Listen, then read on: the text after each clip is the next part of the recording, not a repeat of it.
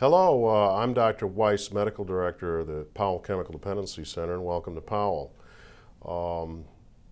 We give a series of lectures here at Powell, and much of what you hear when you come into treatment is about how your drinking or using has affected you and other people around you. So you hear mainly about the sociological model of addiction. My lecture today is really about the disease of chemical dependency, and so I'm going to get into a little bit different things. I'm going to get into some of the or all of the physical aspects of addiction and why we call this a disease. When people come into treatment, they're here because they have many times external pressures to be here. In other words, they're having problems on the job, legal problems, problems in their personal relationships, and a lot of that doesn't feel like physical sort of things at the time that people come in. I want to talk about the physical aspects. I want to sort of demystify some of the sort of standard historical thinking about chemical dependency. Historically, when we look back, chemical dependency, drug or alcohol addiction has been looked at as variously a sin, an issue of weakness of moral fiber, an inability to say no. We've had all the just say no campaigns and they haven't worked too well. In fact, the Tennessee legislature several years ago described chemical dependency as willful misconduct, meaning that you set out to do this yourself, and therefore you don't deserve a lot of things in life because of that. So what I want to talk about today is the physiologic stuff, the physical, organic aspects of addiction. Many years ago, or actually back in the 50s, there was a number of adoptive twin studies done in Scandinavia, in which identical twins of alcoholic parents were observed living in non-drinking homes. They'd been adopted out. And identical twins of biological backgrounds that had no alcoholism. In other words, the parents, the grandparents, they couldn't identify that anybody had this problem, so they looked at these kids that were living in actively alcoholic homes, because what we wanted to decide here was, is this inherited or do you learn this behavior? And what they found, and these studies were repeated on many occasions, was that about 25% of the kids that had alcoholic parents or a strong family history of alcoholism developed alcoholism. They had major alcohol-related problems. Whereas the kids that had no background of this only had like a 3% incidence of alcohol problems. And these studies were repeated many times, and in fact, some of this work was done down in Iowa City by Dr. Cadaret, and down in Kansas with Dr. Goodwin, and similar findings were noted. What was also noticed was that there more alcoholism than there was in the family, the numbers went up. In other words, in some families, 100% of people that drank had a problem. So the more relatives you have that have a problem, the greater your chances. Then a thing happened in the 80s when we had the big cocaine epidemic. Now, cocaine is still around and we're still seeing problems with the cocaine. But in the 80s, it was more like methamphetamine is now, or has been in the past few years. And at that time, there was a lot more money being funded into research than there is now with the wars we have going on and things.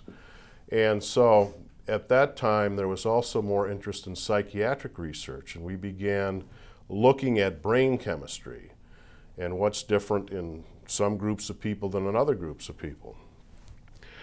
And what we found out through those studies was that there were unique differences in brain chemistry between those that had a background, a family background of addiction versus those that didn't. Those that had a background history of major psychiatric disorders versus those that didn't. And it became a study of both genetics and brain chemistry. And that's the crux of the addiction issue, is differences in brain chemistry, differences in how people with addiction problems react to a substance, etc. And so that's what we're going to get into here today. First of all, here's your brain. I'm not an artist, and this is the spinal cord. Deep in the brain is in the midbrain, in the limbic system, are a couple of little areas that we call sort of generically the pleasure centers, and they have big long names that I'm not going to repeat here, but these are very important in terms of addiction. The pleasure centers are also called the satiation centers, or feeling satisfied. Satiation means feeling satisfied or not feeling hungry. What happens with psychoactive substances is there's a lot of things that you can ingest. You can ingest blood pressure pills, antibiotics, a lot of things called drugs that don't affect the pleasure centers, that don't affect how you feel. Psychoactive substances, whether they're stimulants, depressants, hallucinogens, etc., have the ability to cross the blood-brain barrier. Either you snorted the drug, you injected it, you smoked it, you swallowed it. Well, it gets into the bloodstream, crosses the blood-brain barrier, and they have a specific ability to react with neurons or nerves in the pleasure centers of the brain. And the reason for that is you've all heard of brain chemistry, and most patients in this day and age have heard of brain chemistry. They've even heard about things like dopamine, norepinephrine, serotonin, GABA, the endorphins and enkephalins, etc., that are all the things that make you feel certain things. But substances of abuse mimic, and in many times, if we look at the chemical structure of substances of abuse, they're very nearly identical to these substances that are already in your body. That's how they work. So when these things get into the bloodstream and go to the pleasure centers, they hook on to nerve cells. And I'm not very good at drawing nerve cells, but nerve cells have a long stem on them called the axis, and then there's a nerve terminal, and there are receptor sites on these nerves. Just roughly, I'm going to draw something that looks like that. Stored down here in the end of the nerve are in vesicles. Vesicles mean little sacs, are your neurotransmitters. And they can be dopamine and norepinephrine. These are the brain's sort of stimulant kind of compounds. These cause neurotransmission that make you feel high, have more energy, etc. There is serotonin, GABA. These are kind of the brain's downers or calming sort of things. And then there are endorphins and enkephalins. I'm just going to call it endorphins. There are actually 40 or 50 of these that are relatively active in the brain. But these are really the main ones. Endorphins are your body's natural opiate type pain reliever kind of things. These things are multiple times more potent than heroin that are already in your body. And what happens when you, how a lot of pharmacology occurs is that we find a way for a drug to interact with the body to do a certain thing. With psychoactive substances, curiously, pharmacologists, chemists, etc., either legally or illegally, have worked with the structures of these kind of things and added methyl groups or added chemical groups here and there to the structure of these substances to make them psychoactive and make them last longer, make them more intense and last longer. So, for example, just as an example here, we've had old amphetamine and variations of that to dextroamphetamine to methamphetamine, which is the most potent of the amphetamines. Cocaine also works on that particular axis.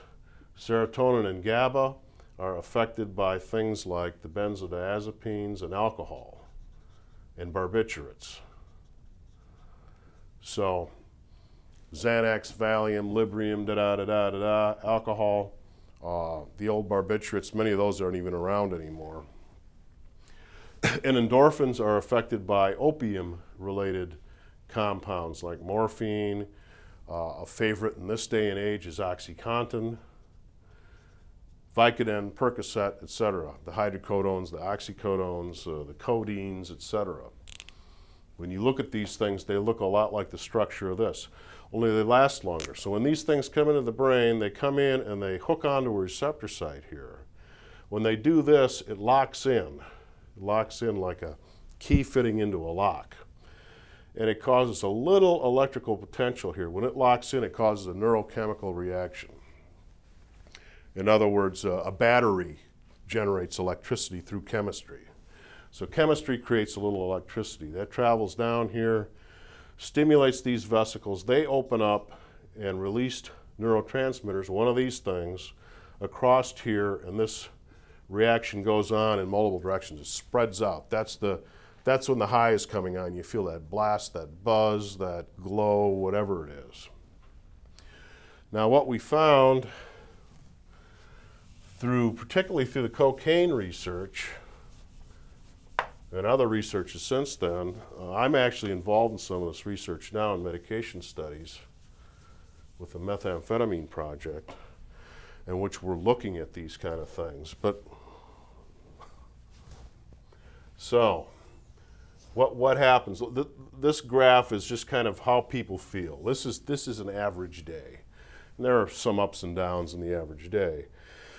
But when somebody ingests a psychoactive substance, whether they're an addict or not, you can't ingest one of these things. A non-alcoholic can't drink 3-4 beers and not feel something. So when the non-addicted person drinks or uses, they get a little glow, a little buzz. When it wears off, it comes down. And it goes on like this for, in time indefinitely, pretty much. And it stays this way. But when an addict or an alcoholic uses, and many times the first time they use, there's quantitatively a different reaction. They get more bang for their buck, and this is what we discovered in the research, was that there's a difference in this reaction. So I had the nerves here earlier, and we got this reaction going on with the transmission occurring. And let's just say, for the sake of just discussion, that you have 10 neurotransmitters in here. This is what the normal person has, is 10 neurotransmitters in here. The non-alcoholic or non-addict uses, and out of that 10, they use maybe 3. So they've got 7 left. What we discovered through the research, and what we've since found out, was that the psychoactive substances in somebody with a history of chemical dependency, those molecules seem to lock in here tighter. They fit better. They cause more of a reaction here. And so you start with 10, and they may have like 6 going across. It's like almost twice as much. So when that happens, they're left with less. This is it's the law of physics. For every action, there's an equal and opposite reaction. You got to pay the piper at the end of it. So they have 6 go across. They're left with 4. And the problem is with people with chemical dependency, this is a very rewarding thing. You want to be up here again. This feels really good. When it wears off and you're down here, that doesn't feel too good.